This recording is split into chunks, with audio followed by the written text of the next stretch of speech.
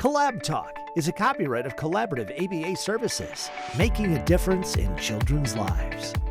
Hi everyone, welcome to CollabTalk, a new talk series by Collaborative ABA Services that provides information and resources about autism and everything in between. I'm Alicia, the founder of Collaborative ABA Services, and I'm here with some of our amazing team members. Team? My name is Katie. I'm an occupational therapist. I'm Bree. I'm a BCBA. I'm Meg. I'm a licensed social worker and registered behavior technician. Today, this episode is dedicated to answering listener-submitted questions about autism and related topics. If you'd like your question featured in our next Q&A session, please send us a comment, message, or email us directly at info@collaborative-abaservices.com. Please note, as we always make these disclaimers, this episode is not intended to critique or endorse any specific educators, providers, individuals, or families. Our goal is to simply educate and empower our community with resources and information. All right, team. So let's get started. I'm excited, yeah. And get into some of the questions. So the first question is, I have a family member that has autism. He recently started a new job in customer service. Should he tell his employer that he has autism? So I think the first is that it's a personal choice. You don't have to. You're not legally required to disclose really anything medical or professional like that. I do think that if you feel like there are parts of it that might be challenging for you, you could say, hey, like I might have challenges with this. Like, do you have any supports for that? Like, you don't have to say, I have autism, blah, blah, blah kind of thing. Right. I think it's important to remember too that employers are held to the right of confidentiality. So if it's something that you might feel uncomfortable disclosing, you don't want other people knowing, just know that that confidentiality is protected. So you can work in comfort knowing that nobody knows that you need these extra accommodations, but also rest assured that they're there. Right. Yeah. So it sounds like it's more of like a personal decision. Yeah. And it's up to that family member if they want to disclose to their employer. But also another important thing to consider too is weighing the risk and benefits. If you find that, hey, disclosing my diagnosis is more beneficial for me, then definitely look at the more benefits side as well. Because employers also have laws and requirements that they have to uphold to. In addition, like what you said, the confidentiality, there's also like ADA laws that require employers to provide accommodations. Question number 2. What are the most effective workplace accommodations for autistic employees? That's a good question. I think it depends on the environment. Like, depends on what kind of setting you're, working in. Some could be like time extensions, like you have, the ability to do something in a longer span of time than what might be previous, or maybe you could have a different environment to work in. Like, I know, I don't have autism, but I know I'm very sensitive to sounds, and so when I worked at, Old Navy, I think, I asked if I could work in the, the changing room, because it's quieter and there's less people, and I was like, because I hated being at the cash register because it was so intense, and I was like, can I be in the changing room always? And they were like, sure. I'm like, okay, cool. So that I got to hide in there, and that was really nice. Yeah. And I think what's most effective is what is most needed for each individual. Again, the spectrum depends on what really that individual needs. I think it's different for each person. Yeah, I think it's you kind of like figured out what it is based on the environment. Yeah. I think clearly delineating what the expectations of the job role are too. Because it might not just come naturally what to do as a routine, working as cashier. Right. With the money management and the sounds and the, there's a lot of buttons to push and, kind of with that training process, making sure that it's clearly understood no matter what the role is. And it's not a one size fits all. It kind of depends on the individual and on the on the setting of where you're going to be working. And also too, we know that individuals on the spectrum do well with visual support. Yes. So also looking at how information is delivered to staff, not only verbally, but given that information in writing is huge. And also, like you guys said about setting up those expectations so that they kind of know what's expected of them can be very helpful for autistic employees. All right, next question. What questions should I ask when interviewing a therapy provider? Ooh. I guess, is that from a parent perspective or like? I'm thinking. It looks like it's from a parent or caregiver. Yeah. Okay. I think we touched upon this in like another episode, but what certifications the individuals working with your child will have, right? Like, are they RBT? Are they just but are they a behavior technician? Are they a BCABA? Who will be doing the direct services? If you're looking for OT, you can definitely ask like what kind of, not certifications, because ours is a little bit different, but what kind of experiences do you have? Like like feeding is something that not all OTs do. Like I took courses to do that. So if you have feeding concerns or something, I think asking the provider like, do you have experience with X, Y, and Z? I know another one too that I think is not always necessary, but I think it can be helpful sometimes is how long have they been a therapist? Because I think if you have a child that you know is very challenging, a newer therapist could definitely work with your child, but you might feel more comfortable with a therapist that's been doing it a little bit longer. It all depends on what your comfort level is as a parent. What about background checks? I was going to say that. You read my mind. Making sure, asking if they have background checks, if that's something that's important to you. And also asking, how do they individualize treatment? You know, like how are treatment goals developed? You know, is it started with an assessment or an intake process? And in that process, do you involve families? Like, how do you incorporate family feedback or parent caregiver feedback? Also asking the therapy provider, what are your expectations of me as a parent? Like, do I need to attend all the sessions?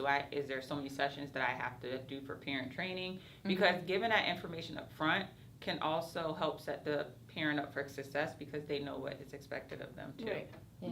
And to that point of like, what's your requirements for a parent? Like in OT, like, can you attend sessions? Right. Like speech, OT, PT, parents should hopefully be able to attend, maybe not all, but some of them. So you should be able to observe and watch like what's going on in your session so you can carry it over at home. Right. And another important question that I would ask a therapy provider is like, if I'm getting ABA therapy, how often is that BCBA going to be coming to my home? That's in charge of overseeing my treatment plan. And it kind of goes back to what Bree was saying in regards to like the certifications. Is it a board certified assistant behavior analyst that's working with my child and helping support the behavior technician? Or is it the board certified behavior analyst? Or is it both? How often are they going to come out and oversee my programming? Is it going to be once a week, once every 2 weeks? Because you would want to know as a parent, like, hey, how often is this behavior technician getting support? Right. Also, sometimes there's more than one like behavior technician that sees a child. Like, so how many staff are going to be supporting? Like, what is their availability as far as like, are they going to be able, like, can your services provide, you know, sufficient hours weekly? Yeah.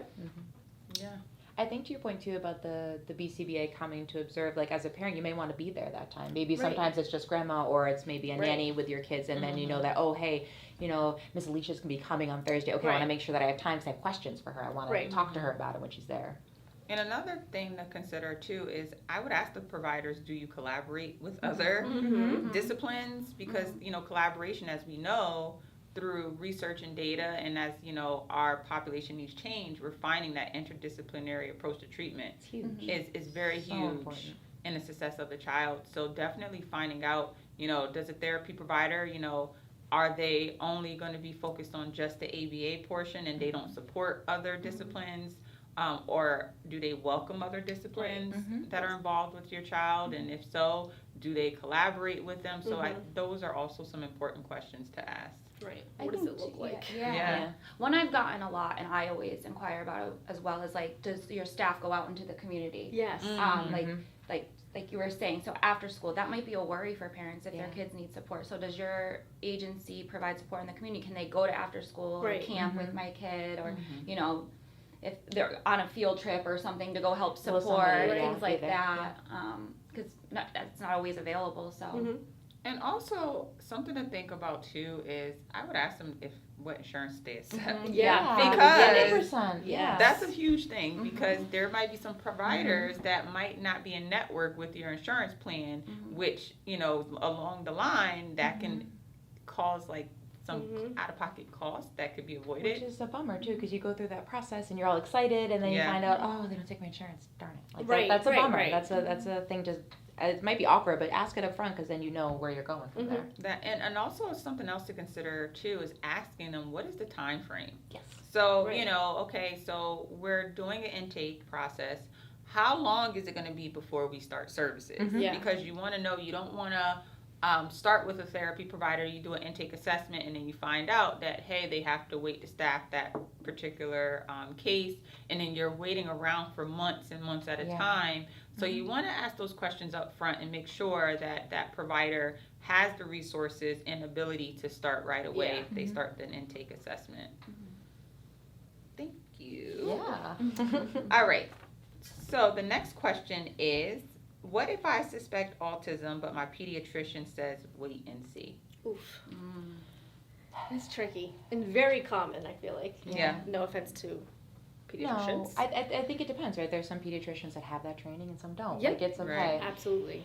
I say from personal experience of helping coach families through this, the wait list for an autism evaluation is pretty long. So I would say if you're even just considering it, get on the wait list. Because maybe they say, okay, we are booking 6 months, 7 months out. So then, you're not doing it that day, but then you have time to think about it and you can have time to kind of do that. But I also feel like parent intuition is pretty good. Yeah. Most of the time. And if your insurance covers it, I always say an evaluation's okay. Go through the evaluation process, you get more information, you can talk to the provider, and if your child does or doesn't have autism at the end, now there's just more information. You just know more. You either have peace of mind, you probably have peace of mind both ways, either knowing that your child may have it or your child doesn't have it, then at least you have a concrete answer, right? And then services can get started as soon as possible. Yes. Yeah. Or start getting on those other wait lists for services or for accommodations. Yeah, I agree. I think in the wait and see, maybe request in the meantime, can I get a referral to person 3? Absolutely. Can I get a referral to some provider that can kind of help, with this deficit I'm seeing, whether it be speech, OT, or get a second opinion, go somewhere else and see if, because there's a lot of kind of, old school doctors out there that kind of want to wait and see, and then there's some newer hip into the autism world doctors that are just I see what you're saying, and then get that referral. Yeah. It could also be depending on what you're seeing, right? Like if you're seeing some social challenges, you, like Meg said, you could seek out social support, social work, or a kind of group. If you're seeing sensory issues, you can go straight to OT and you can look at some of those sensory things. If you're seeing, say, toe walking, you can go for a PT referral. You can kind of go into those individual areas to get support with those, kind of specific things if that's what you're seeing. And that can even kind of help remediate some of that if you're not sure if it's all of it or just that one piece. Next question. Why is early intervention important? It's a $1 million question, right? Yeah. Well, go ahead. Yeah, I was going to say, I think the biggest thing is that it starts early, right? The brain is developing, the brain is learning and growing, and if your child is having challenges, the sooner you can give them support, the more comfortable they feel, the more competent they feel, even if they're little, right? There's pride in being able to roll over for the first time or do those things. So I think getting that support early just makes things just slightly easier or less stressful. They're sponges when they're so young. And I think the biggest thing is not catching them up, but we want to reduce that deficit as much as possible. Yeah. So if you are waiting and waiting and waiting, maybe that deficit for whatever your concerns are is growing and growing and growing. However, if you intervene right away, you're lessening that deficit to maybe a typically developing peer. So the sooner the better. Being proactive rather than reactive. Yes. And also it kind of goes hand in hand with you guys were talking about earlier about the wait list. So the sooner the better, especially if there are a lengthy wait list. The earlier your child is identified, the sooner they can go on those wait lists. Yeah. Yep. So that's another piece. Next question I have is, which leads us to the next question. Yeah. Wait list for ABA therapy is so long. What should I be doing with my child in the meantime? It's a tricky predicament, I feel like, in our field right now. It really is. I think if there's other supports, I know that I have kids I'm working with right now that are getting OT and they need ABA. I want them to get it, but they're either on a wait list or they're in the process, like Alicia mentioned, of going through that evaluation and getting the staff. So if your child has other challenges, speech, OT, PT, social work, you can get those supports while you're in the process of ABA. Yeah. And if they are school age, reaching out to your school as well Yes. and seeking some of those supports within the education system. And also, it's okay to be on multiple wait lists. Yes. Oh, yeah. Yes. You know, please don't put all your eggs in one basket. No. Definitely reach out to different agencies and get your name on different wait lists, because what's the worst going to happen? One of the agencies has an opening sooner and you get services sooner. Yeah. And, you know, you might be like, oh, like, I should wait for this person. Like, companies Yeah. are very comfortable with that. We're all in the community Absolutely. fields. We know that there's wait lists up the wazoo Yeah. everywhere. So, you know, if you call and say, hey, you can take your wait list, we're like, yay, good for you. Yeah, Like, we're excited that glad you found got it. services. Mhm. Right. Yeah, and like you said, like communicating with the school. I don't think I've ever met a teacher that's not willing to help a parent. No, So 100%. if you say, you know, I want to carry over some of the strategies you're using at school or the teaching techniques you're using at school, like, and work on those goals at home too. Yes. I'm sure they would be happy to send home Yes. materials 100%. and, you know, like talk you through it, give you, like model it for you. Yeah. And, you know. And the internet is a very useful place. Oh, yes. Right? So maybe if your child is having difficulties with certain things and you have the time and cognitive space to do it with your child, then, you know, look it up on the internet. They have some great tools. But make sure it's evidence-based. Yes. Yeah. Yes. And it's legitimate. Yes. It's not like a blog where No. somebody just woke up No. one day and was like, I'm going to create an intervention. Do this. Well, I think it too, like, you can kind of look up, like, okay, I want to look up for, like, fun, like, sensory-friendly Right. things for summer. And there's Yes. lots of, like, Pinterest pages and things like that where, like, people are putting out a lot of really creative ideas. Yeah. I know even as a professional, I use those pages because I'm like, Yeah. okay, I'm running dry with ideas. I Yeah. need to come up with something else. There's a lot of good stuff out there. Right. Or like my child's having trouble with like letter recognition or stuff like that. There's like fun games and things that you can be doing at home just to kind of help with some of those deficits. So just making sure that the resource is credible. Yes. Yep. Absolutely. Next question. What should I do if I want to make changes to my child's IEP or 504 and there isn't a PPT scheduled or a 504 meeting for a while? So as a parent, you can call a meeting anytime you Yes. want. So I think it's called like a parent meeting, or I forget what the actual Program term of it. review. Yeah, and you can call it anytime you want, and then the team comes together and you can make changes to that IEP at any time. Because a meeting has to be held I was just gonna ask. prior to any changes, major Yeah. changes to a child's IEP, including any goals, any major changes to their behavior supports. So definitely, if you have a question, I always say request it in writing. So send an email to like your child's team and say, hey, I would like to have a program review or a meeting to kind of go over some changes, or for the team to discuss potential changes to my child's plan. I think documentation is key. Emailing, documenting the responses, how long it takes to get a response, things like that. And then, if and when the revisions are made, that you have a copy of that as well. Definitely always having, and schools are required to give parents, special education parents, like their procedural safeguards, letting them know their rights. And parents our schools are required to also provide parents with a copy of their updated IEP, as well as a copy of their updated 504 plan as well. And normally in a school setting, there's normally a 504 coordinator that oversees the 504 plans, and then there's also a special education case manager that oversees the IEP or special education. And on the IEP and 504s, at every meeting, there's a section where the notes are, and they'll write down like who attended the meeting, what you talked about. If there is, a disagreement, say as a parent you're asking for something and the school says like we don't agree, we don't provide it, they'll write down parent requested this, school denied. So you have that kind of documentation of what you asked for, what the school provides, so that it's all there, so you can have that for your benefit. Yeah, I know in Connecticut, not all states, but in Connecticut, they're required to provide you with what's called prior written notice. Yep. Which, really breaks down like the discussion, the reason for the meeting, the request, if they were denied or followed through with, and all those changes are really explained. Yeah. And also, you can also request, if it's not on there, in the meeting, you can also request that they add it. Yes. As well, Yep. any comments.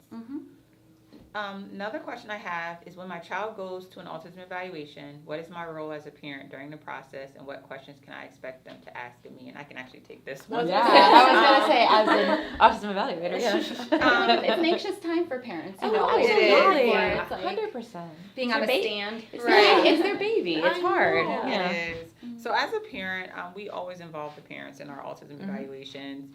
And that's why we usually start off with a parent interview to kind of get that background information. So you are one of our key stakeholders in the autism evaluation process. We get a lot of information from you. Like we find out, okay, what are the presenting concerns? Even some background history in regards to like the developmental history. Are there any medical concerns?